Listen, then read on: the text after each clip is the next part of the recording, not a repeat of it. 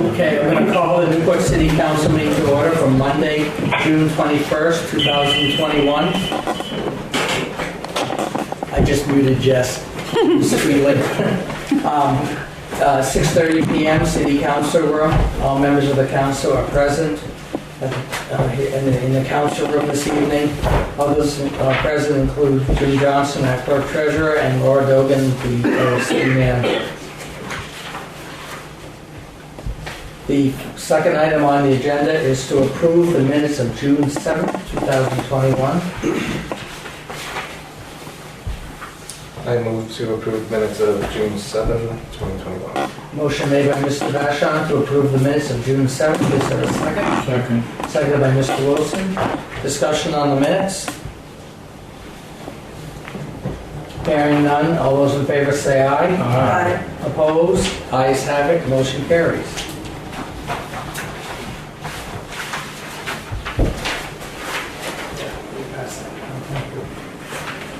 The next item is comments from members of the public.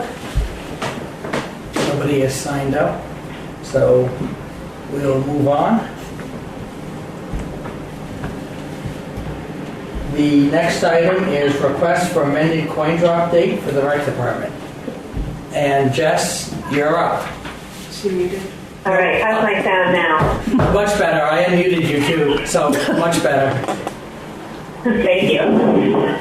So yes, we are looking to change our coin drop date, which was originally scheduled for graduation weekend last weekend, but we didn't get that happen. We didn't make that happen, so we're hoping we might be able to still squeeze it in on the 26th, which is the last Saturday of the month. Okay. And just as a recap, the coin drop is to benefit the 4th of July fireworks. It usually runs from 9 to 3 on Main Street. Well, you guys know the drill with the coin drop. Right. Okay. Questions from council members regarding the requested change? If there are none, then I would entertain a motion to approve the date of June 26, 2021. I'll move to have the coin drop in the fireworks recreation department on June 26th, 9 to 3.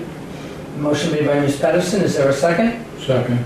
Seconded by Mr. Wilson. Any discussion on the motion? Hearing none, all those in favor say aye. Aye. Opposed? Ayes have it. Motion carries. Mr. Mayor, when are the 4th of July Thanks, fireworks? everybody. You're welcome. Jess, the 4th of July fireworks are actually on the 4th this year?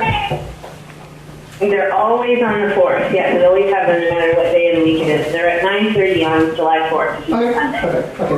Okay. Okay, moving on. The next item is the American Rescue Plan Act, ARPA, authorization and responsibilities. I'm going to turn it over to the city manager. So you may recall a few meetings ago when Peter Welch presented on the American Rescue Plan Act and announced we were to get $1.2 million. Imagine our surprise, because we didn't know anything about it until he mentioned it. Since then, the Vermont League of Cities and Towns is the designated authority for the state of Vermont for municipalities to make sure that we sign up to get the funds, to make sure that we're in alignment with any record keeping afterwards. And as part of that process, the city council has to make some motions if you'd like to proceed. So I wrote a memo that is based on a webinar that Becky and I attended on the 16th of last month. And one of the things that we have to do is go on the portal, so we know this portal, and you sign on and make sure that they have your submittal information, which is basically your municipality, who's the recipient, who's going to be the point person for these funds. And we did that because we didn't want to miss any deadlines. We have until the 23rd to do that. We did not realize at that time that, hey, you guys need to make a motion. And your motion needs to indicate that you want to receive those funds, that you appoint a person to manage the website, and that you are willing to be in compliance with,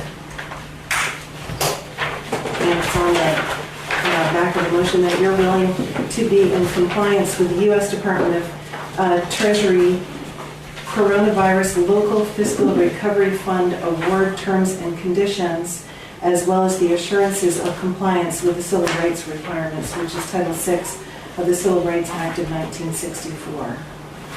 Both of those motions require a date and a signature. You have a copy of the forms so that you know exactly what they are. And in terms of the assurances with the civil rights requirements, every federal grant that you've ever received has that attached to it, so you're already doing that.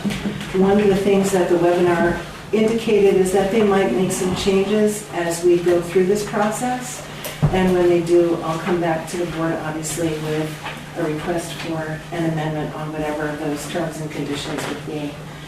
The other thing that I think is relevant for folks to understand is that this is one batch of the funds. So Peter Welch announced that we were going to get 1.2 million. And there are tables that the federal government have put out on the Treasury's website. The Vermont League of Cities and Towns has put out these tables, and you can go on there and enter your data and get the formula of the funds that are expected. And you will see in the memo that this first batch of funding is the state of Vermont allocation. It totals $445,656, which is a far cry from 1.2 million. You'll also note that it's going to come in two portions, one portion in this year and one portion in next year. The relevant paragraph is the fourth paragraph on the memo, which is the county funding is delayed. So this is the other portion of the funding that we don't have a handle on at this particular moment in time because this is evolving. So my job is to stay in touch with the Vermont League of Cities and Towns and keep you folks updated and make sure that we're meeting the deadlines and filing the forms. And so it's very structured and it's prescribed and it's piecemeal, if you will, where I'm taking one step at a time because this is the information and the steps that I have available to me. So this will probably be on your council agendas in the coming meetings as more information and more knowledge is made available. And I would invite anybody to go on the Vermont League of Cities and Towns website. This information is available to the public. And Becky and I have been spending quite a bit of time on there because we're immersed in this and we want to make sure that we're doing everything right. Having said that we want to do this right, we did jump the gun a little bit by filing the form before I came to the council.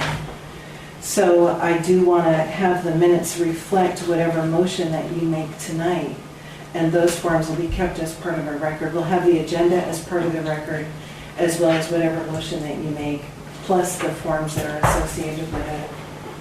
And then I'll come back to you as soon as I know more, and we'll do the next batch of whatever motions might be required. So I broke this down into 4 distinct motions so that the record would be very clear. The first one is to make a motion to accept the funds. So that would be your first motion. Second motion is to authorize someone to act as the authorized representative.